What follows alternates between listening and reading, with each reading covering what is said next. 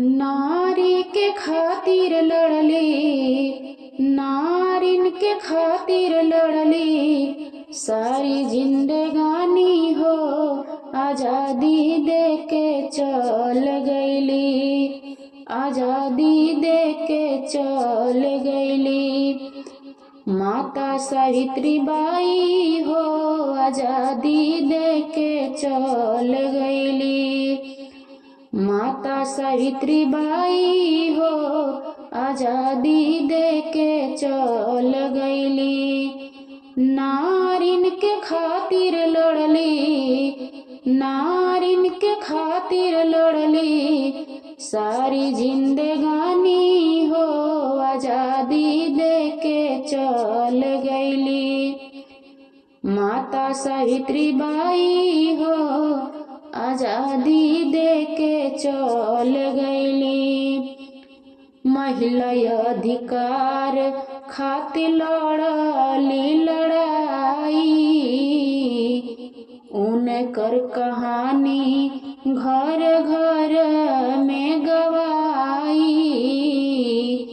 महिला अधिकार खातिर लड़ली लड़ाई, उनकर कहानी घर घर में गवाई।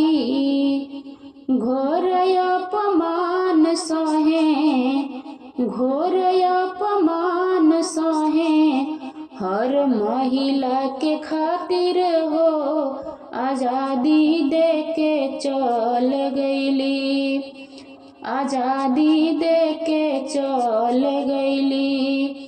माता सावित्रीबाई हो आजादी दे के चल गईली। अरे नारिन के खातिर लड़ली, नारिन के खातिर लड़ली, सारी जिंदगानी हो आजादी दे के चल गईली। माता सावित्रीबाई हो आजादी दे के चल गईली। नारिन के खातिर आपन जनामा लुटावली, हक अधिकार सबका के दिलवावली।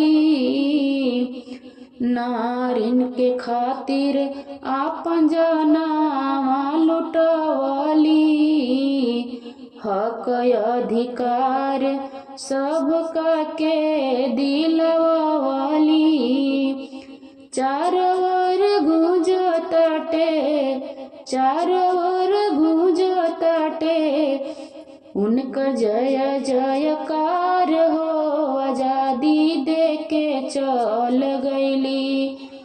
माता सावित्रीबाई हो आजादी दे के चल गईली। माता सावित्रीबाई हो आजादी दे के चल गईली।